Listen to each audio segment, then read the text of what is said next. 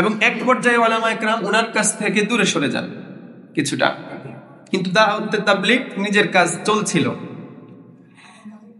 এরপরে আসেন উলামায়ে কেরাম কেন ওনার বিরোধিতা করছিলেন, ওনার বিরোধিতা করার কারণ কি, ওনার ভুলগুলা কি কি, আমরা অল্প কয়েকটা কথা বলার চেষ্টা করব।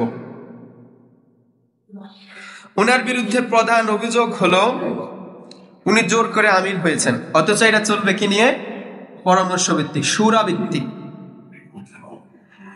রব্বুল আলামিন বলেন ওয়াশাওিরহুম ফিল আমরি فإذا عزمت فتوكل على الله إن الله يحب المتوكلين।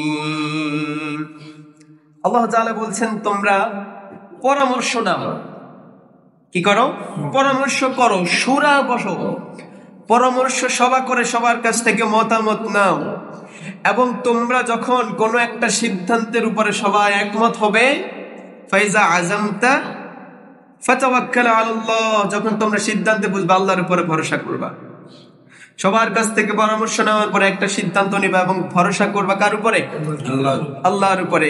ইন্নাল্লাহা ইউহিব্বুল মুতাওয়াক্কিলিন, কেননা আল্লাহ তাআলা যারা আল্লাহর উপরে ভরসা করে তাদেরকে কি করেন, ভালোবাসেন।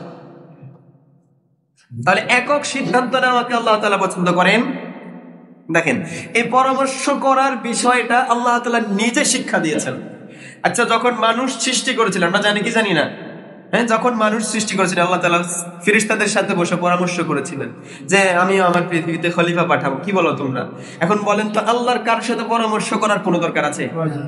কোনো প্রয়োজন নেই, কিন্তু আল্লাহ পরামর্শ করেছেন। এটা আল্লাহ তাআলার, এটা হচ্ছে আল্লাহ তাআলার হচ্ছে একটা আজমত এবং বান্দাকে শেখানোর একটা মাধ্যম। পৃথিবীর সমস্ত আম্বিয়ায়ে কেরাম তার সঙ্গী সাথীদের সাথে পরামর্শ করে কাজ করতেন, পরিবারের সাথে এবং সঙ্গী সাথীদের সাথে পরামর্শ করে কাজ করতেন সমস্ত আম্বিয়ায়ে কেরাম। আমাদের নবী মুহাম্মদুর রাসূলুল্লাহ সাল্লাল্লাহু আলাইহি ওয়াসাল্লাম উনি যখন বদর, উহুদ, খন্দক ইত্যাদি যুদ্ধ যখন করেছিলেন, উনার এক কমান্ডেই সমস্ত মুসলমান এক কাতারে দাঁড়ানো। উনি যা বলবেন তাই করবে, উনি জীবন দিতে বললে জীবন দিয়ে দিবে।